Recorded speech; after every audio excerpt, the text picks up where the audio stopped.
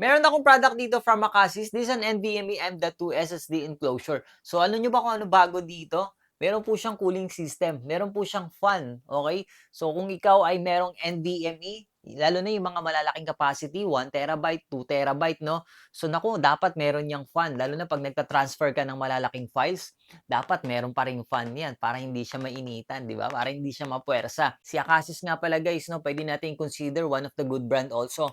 Lalo-lalo na maganda rin yung quality na ginagamit sa mga products nila. Pagdating sa mga NVMe, SSD enclosure, even sa mga hub guys, no, meron din si Acasis multifunction hub. Yun, no? Okay. So, tara, lapit tayo para makita nyo. Alright, so ito na nga pala lahat guys ng mga laman niya. Kung makikita nyo, meron na siyang kasamang Type-C cable, thermal pad, and then screws. Tapos, manual na hindi binabasa. And yung Acasis natin. Wow! Guys, tingnan nyo naman. Aluminum case. Di ba? Ganda oh.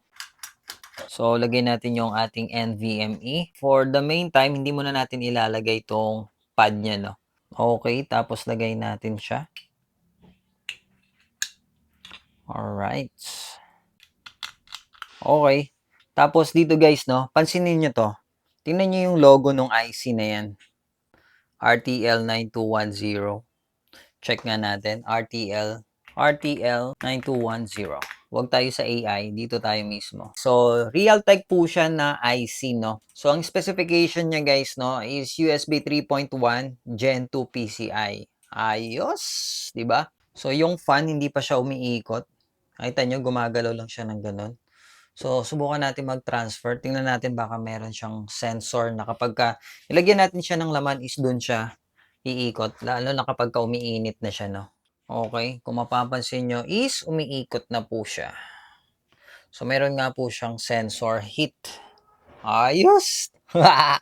Ang galing. Kita nyo, guys? Tapos, merong exhaust dito.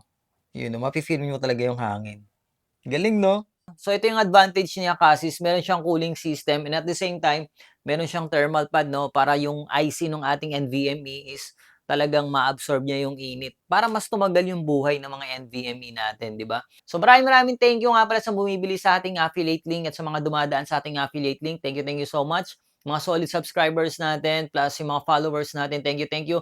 Mamimigay tayo ng flash drives, ha. Alam ko kapag mga ganito yung content ko is hindi kayo nanonood masyado. Okay lang, inaintindihan ko kayo. I got you.